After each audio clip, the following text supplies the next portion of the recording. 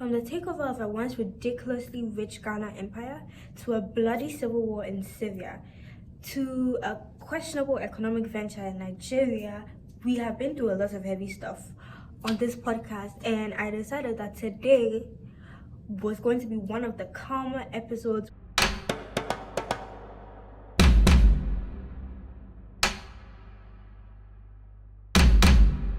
Hi guys, welcome back to Our History with Smakeyah. We've been on quite a long hiatus, but we are back. I am back, okay? So today we're going to be talking about Lesotho and King Moshoeshoe. Now, you're probably looking at the title going, I thought his name was pronounced Moshoeshoe, and I thought his name was pronounced Moshoeshoe, but I was like, bro, I want to make sure I'm pronouncing his name right.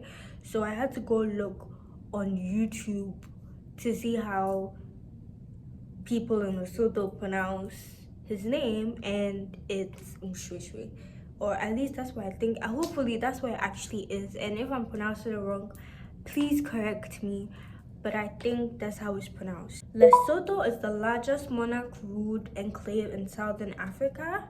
Lesotho has the highest peak in South Africa. Lesotho's capital and largest city is called Moshoeshoe. I'm not sure how to pronounce it. I think it would be Maseru. Lesotho or Basotho people compose of 99.9% of the country's entire population. And so Lesotho is one of the most indigenously homogeneous countries in the world, which basically means that it's one of the countries that has the most percentage of one ethnic group. And it's not that they don't have diversity in Lesotho, it's just that there is so much more of the Basotho people, which are one ethnic group. Now back to King Moshoeshoe. So he was born, and when he was born, he was called Lepoko. Lepoko means disputes, and that's because at the time that he was born, there was disputes among his people because someone in the village or some man was accused of witchcraft. And I feel like I find it so interesting how he was given the name based on what was going on at that time. And I think that that was such an ingenious way of remembering the time that people were born, which is not in the traditional way as we know it today, but it's still very brilliant and it's still very helpful in figuring out when somebody was born. Because now people are trying to figure out when exactly King Moshoeshoe was born, and I think that his name was probably a very helpful factor. His father was a minor chief of the sub-clan of the Basotho people, and his mother was his father's first wife. Now his father went on to have many more wives and children after him, and he even had an older sister. His people were generally pastoralists, so their wealth was based on how much cattle they own. Pastoralists it's a way of living where you cattle farm. In 1804 and 18,004. That sounds so weird to say. He underwent a 6-month cultural initiation, which, if you're African, or if you're acclimatized with African history and African culture, you know that we have initiation festivals, and he underwent that. His was for 6 months. We have all sorts of initiation programs all over Africa, over many lengths. Some are weeks, some are months. His was 6 months, and then during that initiation process, they teach you what it means to be a man, what it means to be a woman, certain things that you need to know, and usually during that time you're circumcised as well. Now he was so successful in this initiation program that he earned himself the name Letlama, which means the binder. He demonstrated really great leadership skills and leadership ability. He led a successful cattle raid with his colleagues from the initiation school. And after that, he composed another praise song about himself. And he compared himself to the razor that was used to shave his opponent's head. And he earned the title Moshoeshoe, which means the shaver. And that mimics the sound that is made when you're shaving something. He eventually established a village in Buta Bute with people that followed him, and coincidentally, the growth of his people, the growth of his village, was met with the growth of the Zulu kingdom, and some of you may know Shaka Zulu.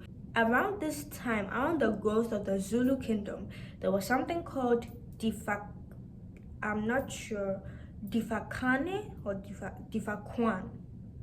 I'm not sure how to pronounce that, but it means the time of troubles. It was a time of aggression by King Shaka because he wanted to expand his kingdom. So he was being very aggressive towards the tribes around him. His tribe, along with other smaller tribes that wanted protection for fear of being captured by the Zulu kingdom, he went to a place called the Quilon Plateau, and this was eventually changed to Taba Bosio, which means mountain at night, because it is believed that the place grew into a mountain at night and shrunk during the daytime. Even there, the Basotho people faced a number of attacks, and they gathered so much ammunition until ultimately, by 1843, Moshoeshoe had more horses and guns than any other chief in South Africa. Moshoeshoe was open to Christian missionaries, and therefore in 1933 he invited the Paris Evangelical Missionary Society. However, the missionaries did not approve of how things were being run in the village, and they sought to discourage the people and undermine the authority of the chieftaincy. In 1843, a treaty recognized the Basotho as allies of the British, which promoted Moshoeshoe's international standing. However, he lost much land in exchange for this. After much loss of land and lack of protection from the British and some resentment from his own people, King Moshoeshoe sought actual British protection because they weren't giving him that as their ally. So he sought actual British protection. In 1868, on March 12th, the Basotho land was proclaimed a royal dominion, which means that it became a British protectorate. So it became a land under British authority, but King Moshoeshoe still got to keep his authority and got to keep his control, sort of, even though it was under the control of the crown. King Moshoeshoe died in 1870, and a year later, Basotho land was integrated into the Cape Colony, which eventually became South Africa. But in 1884, the British Protectorate of Basotho land was formalized, which means that it became independent of itself. It became independent of the Cape Colony, even though it was still under British authority and British rule. Basotho land gained independence on the 4th of October in 1966, and it resumed its African name, Lesotho, and is known by the Basotho people as the kingdom closest to heaven. We're done. I'm literally done.